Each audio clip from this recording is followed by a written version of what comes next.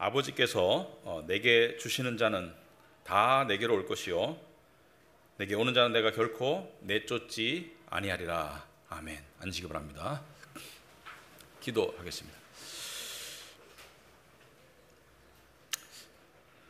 우리 하나님 아버지, 저희들이 오늘 예배 자리로 모였습니다.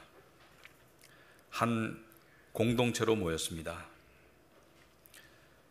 한 주간에 저희들은 여러 가지 직함이나 또 역할을 가지고 분주히 살았습니다. 그런데 오늘만큼은 우리가 진정으로 누구인지, 우리의 정체성을, 우리의 영원한 정체성을 다시 한번 확인받기를 원합니다. 다시 한번 우리의 정체성을 가지고 통해서 우리가 영적 자부심을 느끼기를 원합니다. 다시 한번 우리가 정체성을 확인함을 통해서 우리 안에 위안과 평강이 있기를 원합니다. 그리고 우리가 가지고 있는 여러 가지 마음속의 번민이나 문제나 또 고민이나 괴로움이나 그것이 무엇일지언정 그리스도 예수 안에서 우리가 누구인지를 깨달음을 통해서 자유로워지기를 원합니다. 진리를 알지니 진리가 너희를 자유케 한다고 했습니다. 우리 스스로 자유롭고 싶어서 세상의 속박과 걱정과 두려움과 불안으로부터 자유롭고 싶어서 발버둥 치지만 아들이 너희를 자유케 하면 너희가 참으로 자유한다고 했습니다. 그 아들의 임재를, 그 아들의 말씀을, 그 아들의 영을 우리에게 부어 주시옵소서. 가난한 거지의 마음으로 하나님께 나아가도록 하옵소서. 예수님 이름으로 기도합나이다. 아멘. 만약에 예를 들어서 하나님이 여러분에게 한 가지를 확실하게 주겠다, 네 인생이 복되고 네 인생이 행복하기 위해서 한 가지를 확실하게 주겠다라고 하면 여러분은 무엇을 원할 것인가? 아마도 지금 마음속에 즉각적으로 떠오르는 대답은 여러분이 지금 가장 신경 쓰고 있는, 여러분의 삶에서 가장 원하는, 신경 쓰고 있는 그 한 가지일 수 있겠습니다. 사람마다 좀 다르겠죠. 뭐 한 가지를 줄 텐데 그 한 가지를 뭘 원하느냐? 보편적으로 어떤 사람은 돈을 원할 수 있습니다. 솔직히 말해서 돈이면 많은 부분에서 행복할 수 있겠다. 어떤 사람은 결혼을 원할 수도 있어요. 좋은 배우자를 만나면 내 인생이 행복할 수 있을 것이다. 어떤 사람은 내가 지금 하는 일에서 성공을 원할 수도 있고, 어떤 사람은 가족이 좀 화목했으면 좋겠다. 여러 가지 우리 소망을 가지고 살고 있고, 그것 때문에 힘들어하고, 그것 때문에 좌절하고, 그것 때문에 때로는 소망이 보일 때는 마음이 기쁘다가 또 안 그럴 때는 마음이 우울해지고, 그렇죠. 왔다 갔다 하죠, 그죠? 그런데 그 한 가지가 주어져도 우리 인생은 하나의 축으로만 세워지지 않아요. 우리 인생의 이 행복, 우리 인생의 복은 하나의 축으로만 될 수 없어요. 가장 커다란 두 축을 말씀드리자면, 물론 돈도 한 축입니다. 물질이 필요해요. 근데 건강을 잃으면 무슨 소용이냐 말이죠. 돈을 가져도 건강을 잃으면 아무 소용이 없습니다. 돈으로 건강을 고칠 수 있는 건강은 문제가 안 되지만 돈으로 고칠 수 없는 건강이 분명히 있거든요. 근데 돈과 건강을 가져도 가족 관계가 엉망이면 행복할 수 없어요. 우리 인생은 내가 이거 하나 때문에 내가 안 행복하다고 해서 안 행복한 게 아니고, 그것이 이루어진다 하더라도 우리 인생은 첫째는 그 하나 때문에 보이지 않았던 다른 요건들 중에 하나가 나를 가장 신경 쓰게 만드는 요인으로 부상할 것이고, 또 지금까지 발생하지 않았던 어떤 문제가 생기는 것이 인생이죠. 그래서 인생에는 여러 가지 문제가 동시적으로 생기고 있는데 우리는 주로 한 가지에 꽂혀 살아요. 그런데 오늘 본문과 또 이때까지 우리가 본 말씀들을 짚어보면 하나님은 우리에게 가장 필요한 한 가지를 주시기를 원하세요. 그런데 가장 필요한 한 가지는 돈도 아니고 건강도 아니고 이 세상의 어떤 것이 아니고, 주님은 당신을 우리에게 주시기를 원하세요. 너의 문제가 어떤 문제든지 간에 수고하고 무거운 짐진 자들아 다 내게로 오라. 그 무거운 짐이 경제적인 짐이든 뭐 관계적인 짐이든 건강의 문제이든 심지어 죄의 짐이든 어떤 짐이든지 간에 나에게 오라. 그래서 예수님께서는 세상의 모든 문제에 대한 즉각적이고 현실적인 해결책을 제시하지는 않습니다. 왜? 우리는 죄 가운데 죄로 망가진 세상 가운데 살고 있기 때문에 고통 가운데 살도록 이 운명이 정해져 있어요. 그런데 그 모든 어려움 가운데, 모든 고통 가운데 나를 가지면, 예수께서는 나를 가지면, 그래서 말하는 예수님은 너희들을 항상 받아주고 너희들을 위로해주고 너희들에게 힘이 되어주고 너희들에게 쉼을 줄 수 있는 나를 가지면 모든 것을 견딜 수 있다, 모든 것을 이길 수 있다, 이렇게 말씀하시는 겁니다. 자, 그런데 문제는 여러분은 정말로 항상 예수님께 다가갈 수 있나? 우리 예수님께 다가가죠. 예배 오신 건 예수님께 다가가기 위해서 오신 거겠죠. 예수님께 예배로 나가기 위해서, 저는 하나님께 예배로 나가기 위해서. 또 집에서 큐티 하시죠. 또 말씀 보고 또 기도할 때 있죠. 근데 여기서 지금 하는 말은 항상 24시간을 놓고 봤을 때 갑자기 주님께서 나에게 다가와 하면 여러분 다가갈 마음의 준비가 되어 있는가? 아니면 이 상태로는 곤란해. 지금 방금 죄를 저질렀거든, 방금 넘어졌거든, 이 상태로는 곤란해. 방금 탐심에 사로잡혀가지고 마음이 혼미한데 지금 상태로는 나가기가 좀 부끄러워. 그럴 때가 있는가? 여러분, 하나님께 나가야 되는데 마음이 정리가 안 돼서 못 나가서 씨름하다가 못 나가는 경우도 참 많아요. 근데 왜 그럴까? 왜 우리는 하나님께 항상 나가지를 못할까? 왜 그럴까? 왜냐하면 우리가 가지고 있는 이 삶의 기준에는 한계라는 것입니다. 한계. 카드도 한도가 있어요. 그리고 인내에도 한계가 있습니다. 참는 것도 한도가 있어요. 용서에도 한계가 있죠. 여러분, 부부지간에 예를 들어서 용서할 수 있는 범위가 있습니다. 그 범위를 넘어서서는 용서가 곤란하거나 불가능할 수 있어요. 친구 관계도 마찬가지고요. 그래서 우리는 모든 것 속에서 한도가 있습니다. 한계라는 게. 근데 하나님과의 관계 속에서도 물론 구원받았죠. 하나님의 자녀죠. 그런데 우리는 때때로 한계를 벗어났다고 느껴요. 구원의 확신은 믿지만 이 정도쯤 되면 하나님께서 나에게 옛날과 같은 마음으로 나를 대하지는 않으실 것 같다. 또는 구원은 해주시겠지만 그냥 적당한 거리를 둘 것 같다. 왜냐하면 내가 한도를 넘었기 때문에, 심지어 지금도 그 한도를 넘은 상태에 계속 머무르고 있기 때문에 이런 나의 모습을 하나님이 받아줄 리가 없다, 이렇게 생각하고 잘 안 나가요. 악순환이 되죠. 안 나가다 보니까 더 세상에 얽매이게 되고, 세상에 얽매이다 보니까 더 못 나가게 되고, 그건 악순환이 계속 반복되는 거예요. 그런데 예수님께서 오늘 하신 말씀은 한마디로 말하면 우리를 향한 당신의 사랑과 받아주심 그리고 인내에 한계가 있다 없다? 한계가 없다라는 말씀을 하시고 있습니다. 여기 보시면은 37절 중간에 내게 오는 자는 내가 결코 내쫓지 아니하리라. 여기서 내게 오는 자는, 주님께 다가가는 자는, 어떠한 자이든지 간에 주님께 다가가는 자는 내쫓지 않는다는 것은 뭘 말합니까? 받아들인다는 것을 말해요. 여러분, 하나님과 우리의 관계에서 우리가 다가갈 때 이런 문지방에 걸터서 가지고 갈까 말까 하는 상태는 없습니다. 받아주시든지 내쫓든지 둘 중에 하나예요. 예수님께서 너희는 들어오거라, 너희는 밖으로 나가거라 이렇게 말씀하시지, 너희는 어중간한 간격에 서 있거라 이렇게 말씀하지 않으세요. 딱 두 부류의 사람밖에 없습니다. 받아주는 사람, 내쫓는 사람. 근데 내쫓지 않는다는 것은 받아준다는 것을 암시하고요. 근데 결코라는 말을 왜 썼을까? 그냥 내가 내쫓지 아니하리라 이렇게 말하면 되지, 결코라는 말을 왜 썼을까? 왜 강조하실까? 이 결코가 이 그리스 헬라어 원어로 보면은 이 부정과 부정이 이 두 개가 연결되어 있어요. 그러니까 아니요 이렇게 연결되어 있어요. not 연결되어 있어요. 무슨 말이냐면 부정과 부정을 연결해서 강한 긍정을 말하는 거예요. 결코, 절대로. 그래서 영어로 never, 킹 제임스 바이블에 보면은 in no wise, 요즘 안 쓰는 표현입니다. 옛날 고대 17세기 영어에서 in no wise는 그럴 경우는 발생하지 않는다는 뜻이에요. 결코 내쫓지 않는다. 어떤 경우에도 내쫓지 않는다는 거예요. 이 말씀은 주님께서 나는 너희를 내쫓지 않는 사람이라는 것을 강조하기 위해서 하신 말씀이 아니고 다가오는 자들을 안심시키기 위해서 하신 말씀이에요. 결코라는 말을 쓰신 것은 당신의 의지를 나타내는 동시에 그것보다 더 중요하게는 다가오는 자들을 안심시키기 위한 것이에요. 왜냐?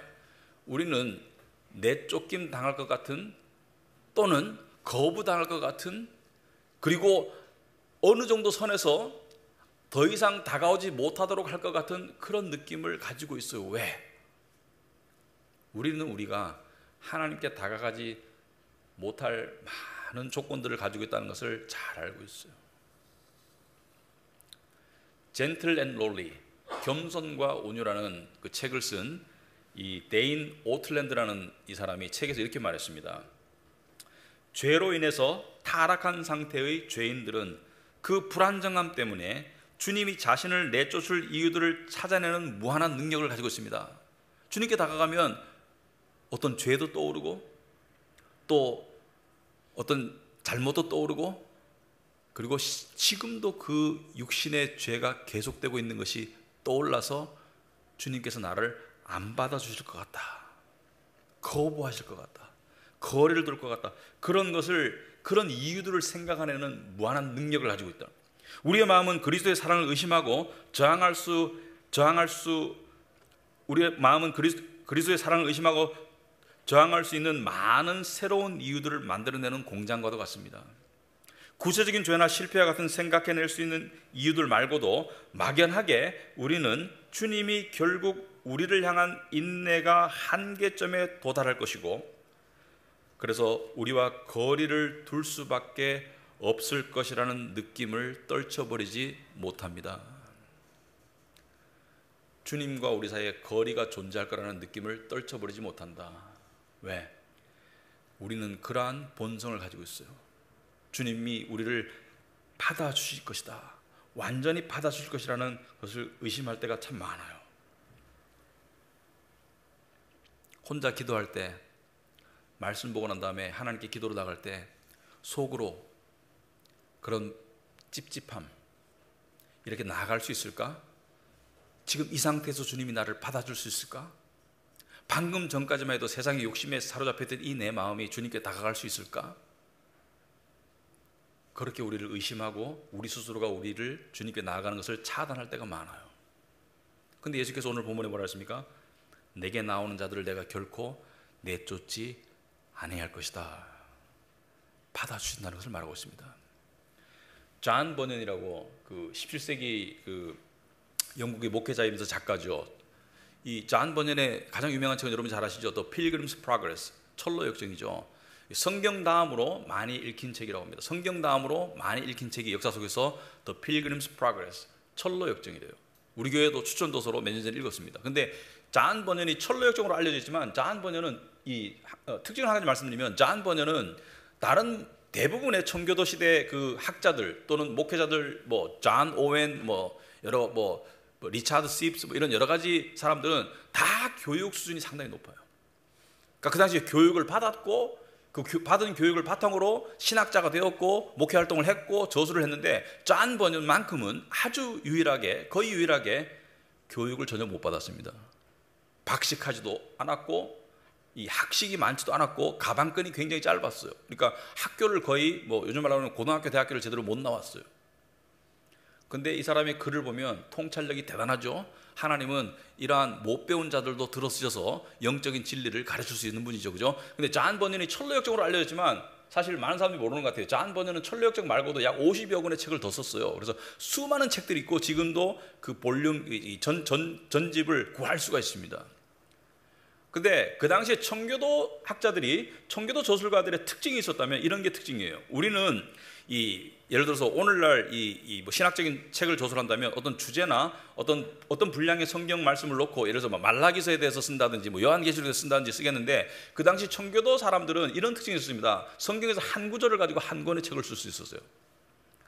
그러니까 딱 한 구절을 가지고 한 권의 책을 쓸 수 있었어요. 그러니까 한 구절을 이런저런 각도에서 바라보고 또 이렇게 쥐어짜고 저렇게 쥐어짜가지고 그냥 안에 있는 엑기스를 다 뽑아서 한 권의 책으로 쓴 그런 경우들이 많은데, 존 버년이 쓴 책 50여 권 중에 한 권이 바로 오늘 우리 본문 요한복음 6장 37절 한 절에 관한, 이 한 절을 가지고 한 권의 책을 썼어요.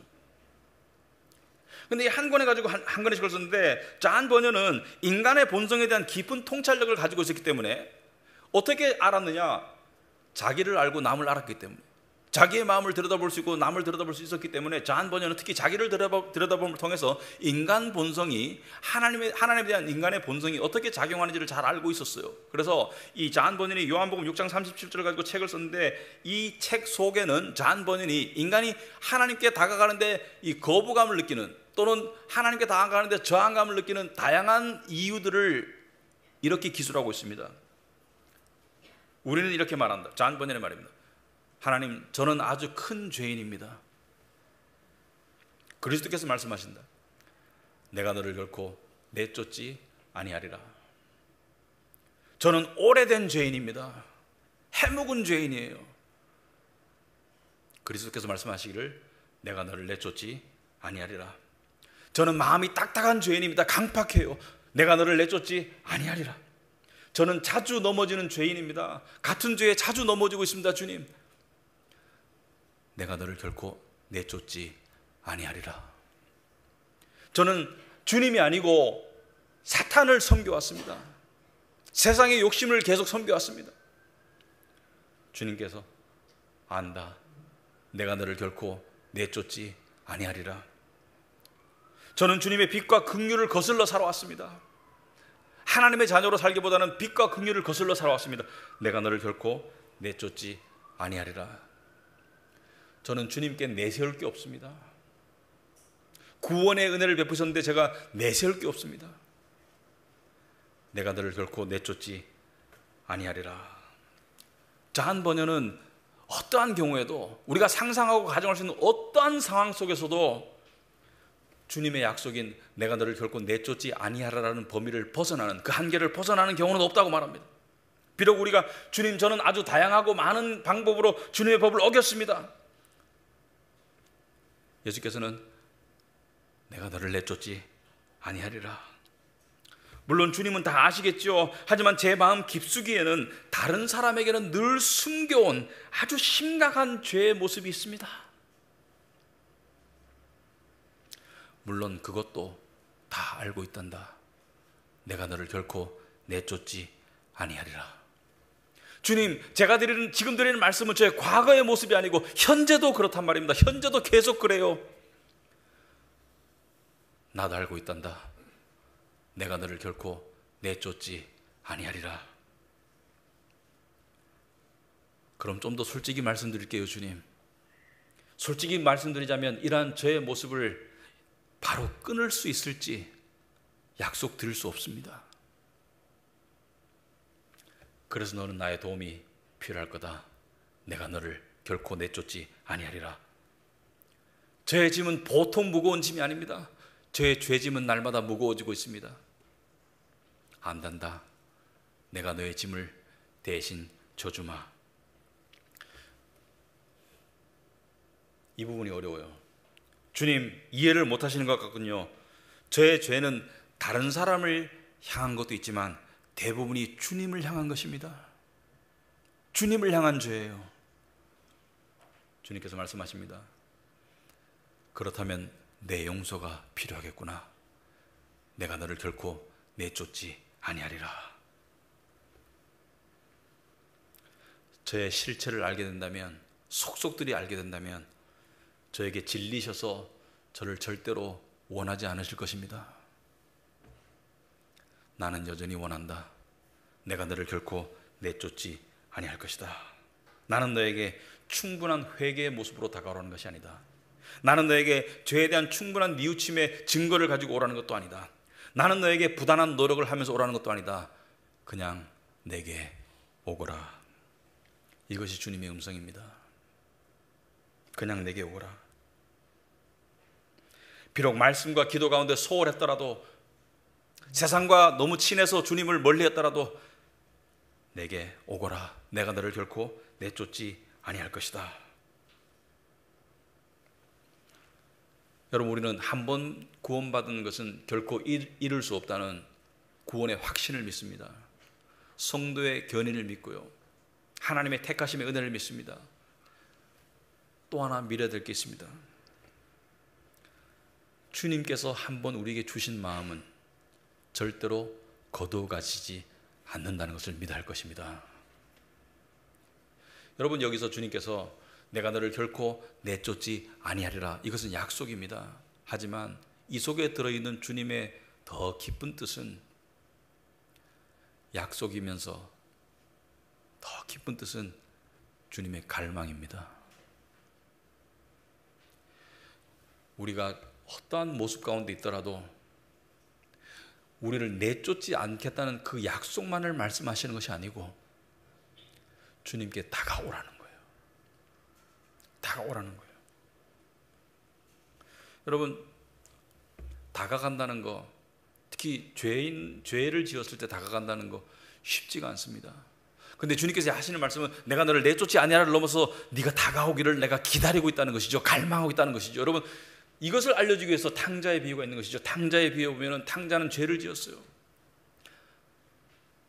다가갈 수밖에 없는 상황이 되어버립니다. 너무 고통스러워서. 근데 다가가면서 불안해요. 왜?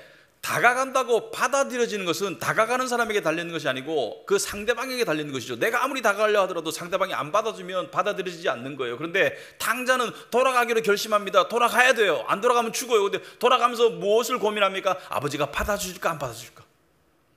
아버지가 받아줄까 안 받아줄까? 이게 고민인 거예요. 가면서 계속 고민하고 있어요. 그런데 가보니까 아버지가 예를 들어서 내가 혈육의 정은 못 끊어서 어쩔 수 없이 너를 받아주마 이렇게 하셨습니까? 아니죠. 아버지가 달려가가지고 화락 껴안으면서 두 팔 벌려서 그 벌벌 떨고 있는 아들을 받아주잖아요. 왜냐하면 아버지의 약속이기 전에, 의무이기 전에 아버지의 갈망이거든요. 주님이 내게 오거라, 내가 너를 결코 내쫓지 않는다는 것은 주님의 약속이기 전에 주님의 갈망입니다. 아무 때라도 오거라. 심지어 넘어지고 실패하든지 더 오거라. 네가 너의 이 작은 발로 아장아장 걸어올 때 나는 나의 큰 팔을 벌려서 너를 확 끌어안으마. 여러분, 우리는 다가가고 싶지 않을 때도 있고요, 다가가기가 불가능하다고 느낄 때도 있습니다. 지금 이 모습으로 너무 뻔뻔하고 너무 부끄럽고, 그리고 한계를 넘어섰다는 그러한 마음 때문에 주님께서 나를 향해서 마음을 딱딱하게 하시고 닫고 있다는 그 생각 때문에 우리도 마음이 다칠 때가 있는데, 오늘 말씀에 나타난 주님의 모습, 하나님의 모습은 그렇지 않아요. 내가 너를 결코 내쫓지 아니하리라고 말씀하세요. 결코. 그래서 이 연습을 해보시기 바랍니다. 괴로울 때, 힘들 때, 심지어 죄로 무너졌을 때, 여전히 죄 가운데서 일어나지 못하고 있을 때 주님께 다가가시기 바랍니다. 주님께서 거리를 둔다고 느껴질 때 그래도 주님께 다가가시기 바랍니다. 처음에는 주님께서 받아준다는 느낌이 안 들 수도 있어요. 왜? 내 육신의 음성이 들리고 사탄이 나를 방해하는 그 모습 속에 처음에는 내가 안 받아들여진다고 거부당한다는 느낌이 들 수 있습니다. 하지만 느낌으로 하지 마시고, 느낌으로 살지 마시고 믿음으로 살기 마시고, 믿음으로 다가가면 주님께서 받아준다는 것을 반드시 깨닫게 될 것입니다. 여러분의 마음이나 저의 마음이 이러죠. 그러고도 다가간다고? 정리도 제대로 안 했는데 그 상태로 다가간다고? 마치 결혼시장에 가는데 머리도 안 감고 이빨도 안 닦고 옷은 더러운데 결혼시장에 그렇게 온다고? 옷도 안 갈아입고 온다고? 주님께서는 내가 결코 너희를 내쫓지 아니하리라.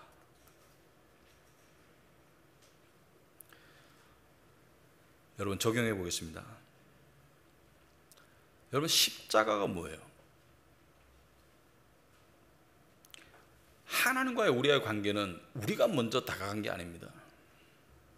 우리가 죄인 되었을 때 하나님께서 먼저 다가오신 게 우리가 믿는 복음이죠.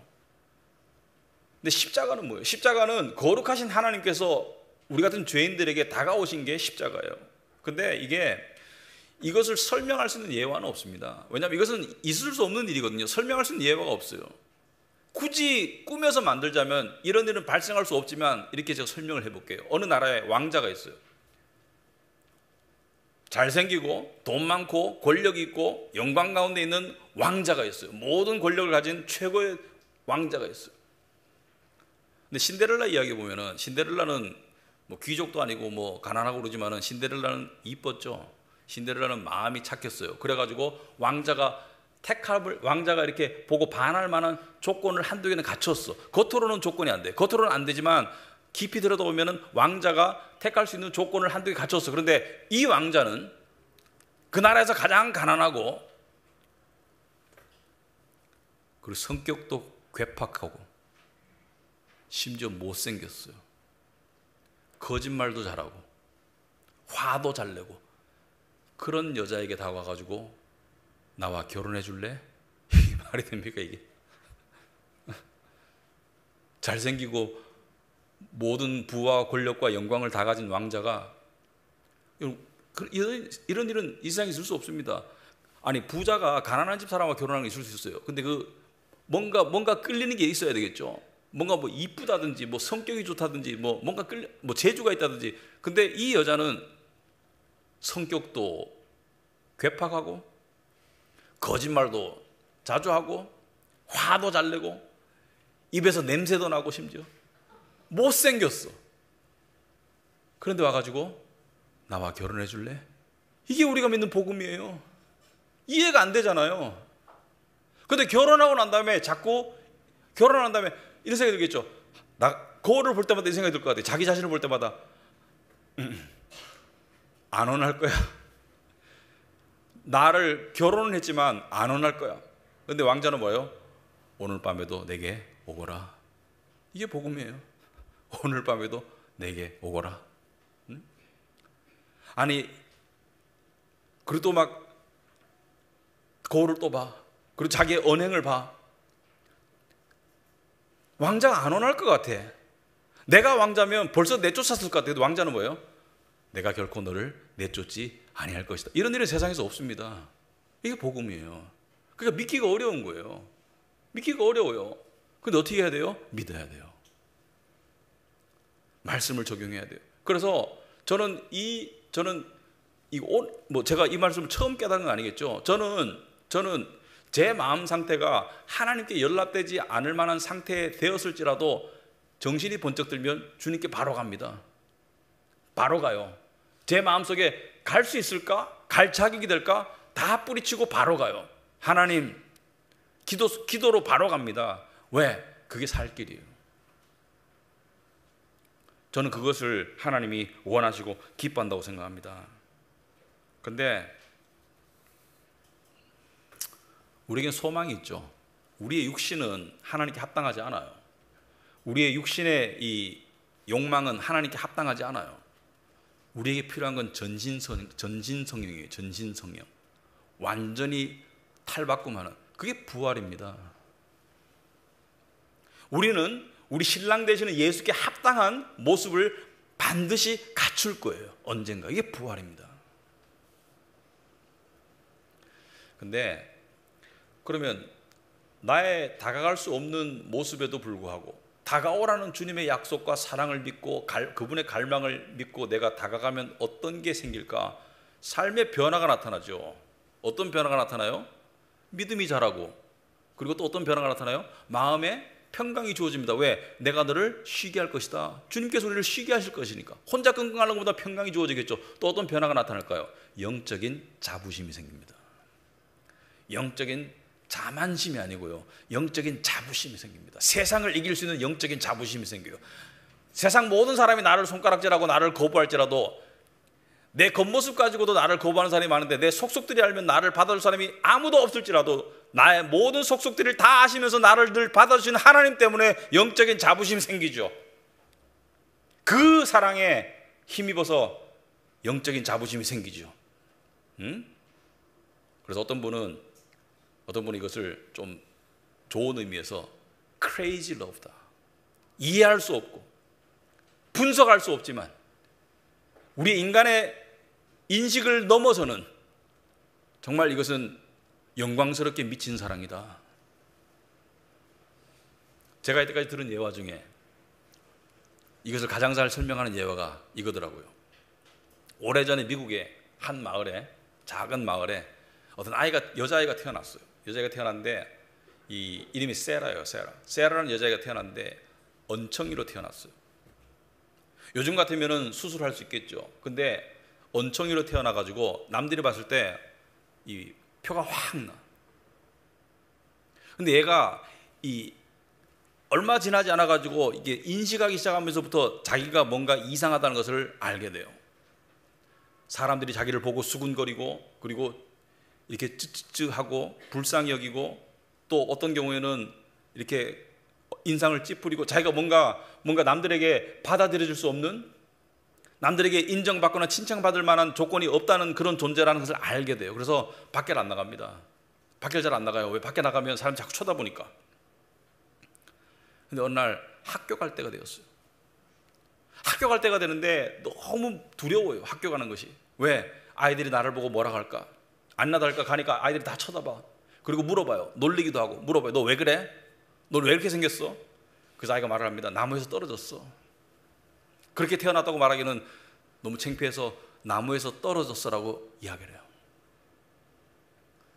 한 번도 아이는 격려나 인정이나 칭찬이나 그런 걸 받아본 적이 없어요.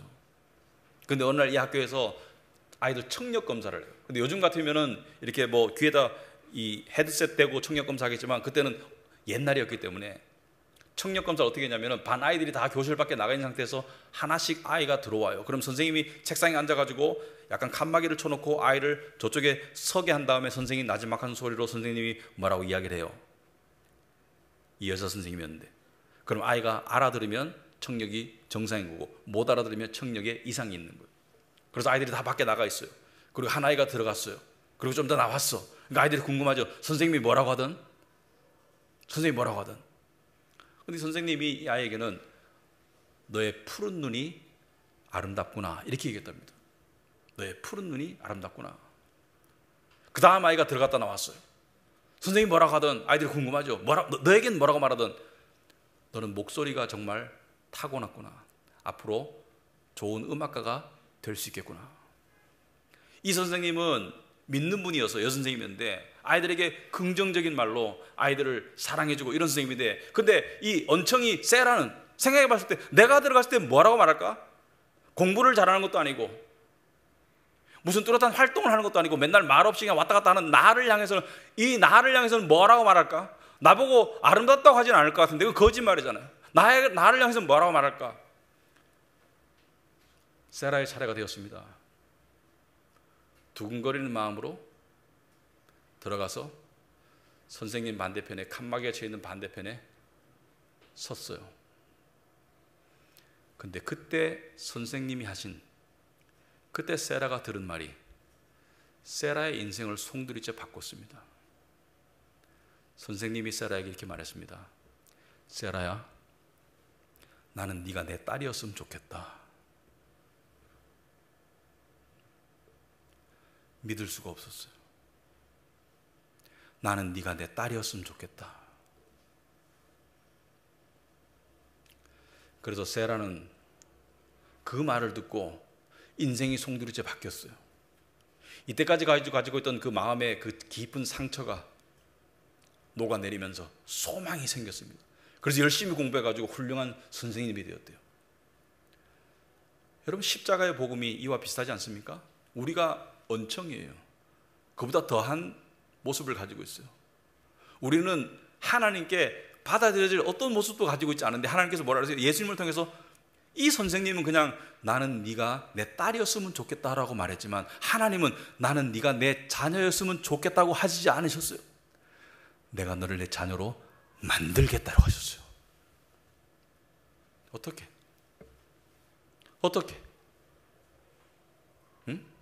하나님이 우리를 향해서 나는 네가 내 자녀였으면 좋겠다라고 말해도 우리가 가슴이 터질 것 같은데, 그것을 넘어서서 나는 네가 내 자녀였으면 좋은 정도가 아니고 나는 너를 내 자녀로 만들겠다. 어떻게?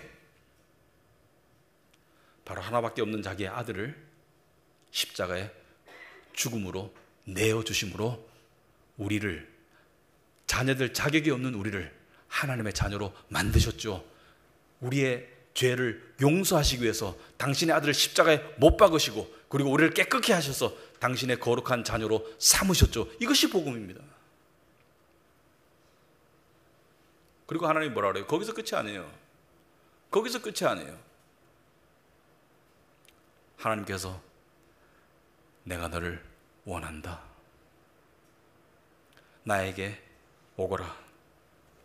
네가 어떤 모습으로 있든지 무슨 일을 저질렀든지 나에게 오거라.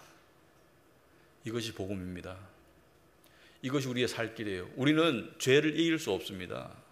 우리는 세상을 이길 수 없어요. 우린 주님께 가야 돼요. 주님께 가야지 모든 게 해결돼요. 근데 주님께서 뭐라 그래요? 내게 오거라. 세상에서는 좌절의 상실감이 있죠. 우울감이 들 때가 있습니다. 아마 우리가 원하는 방법으로 세상에서 안 이루어질 수도 있어요. 하지만 주님께 가면 그것보다 훨씬 큰 위로가 있을 것입니다.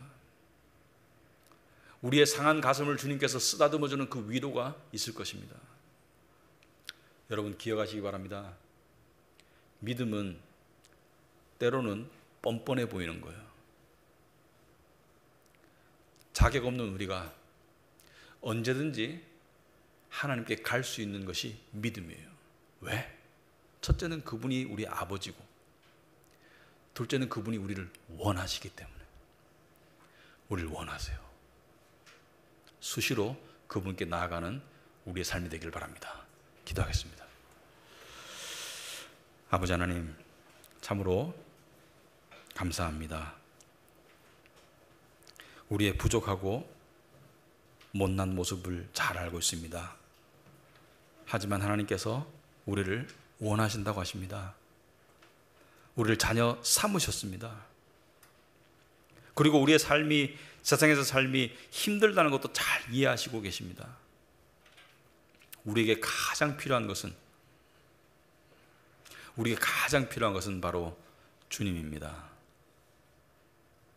그분께 나아가는 저희 믿음의 삶이 다 될 수 있도록 주님 도와주시옵소서. 예수님 이름으로 기도합나이다. 아멘.